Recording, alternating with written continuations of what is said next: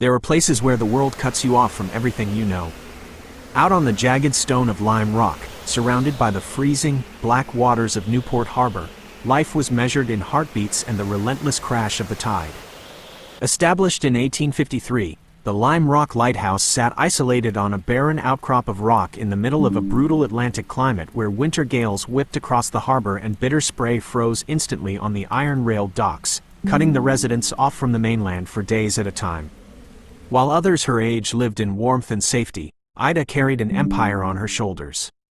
When the sea took her father's health after he suffered a devastating stroke shortly after taking charge, it didn't just leave a lighthouse without a keeper, it forced a young girl to become a sanctuary.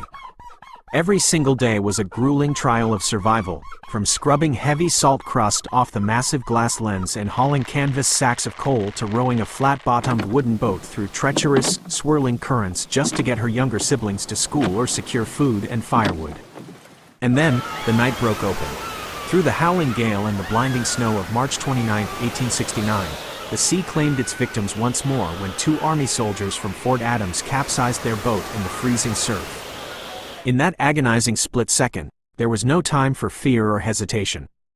Only a terrifying, beautiful choice: let them drown in your front yard, or throw yourself into the abyss of the midnight storm without even stopping to put on shoes or a proper coat. The weight of the dying was crushing. The freezing spray turned her blood to ice, and the raw wooden oars tore the skin from her hands as she pulled with every ounce of desperate strength she possessed.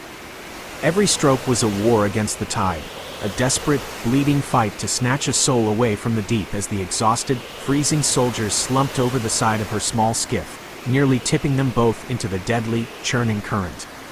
There is a profound, lonely weight in being the one who saves everyone else.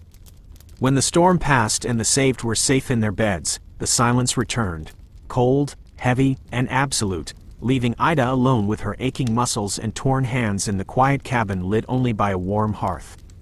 Despite the national fame that later found her, from newspaper headlines calling her the bravest woman in America to visits from presidents and senators, the isolation remained her constant companion.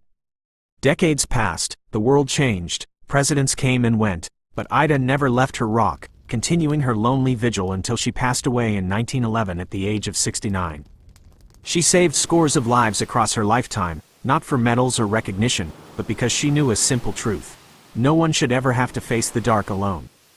The light of Lime Rock was more than fire and glass. It was her heart, burning against the night while ships across Newport Harbor tolled their bells in honor of the guardian who spent her entire existence pulling strangers back from the brink.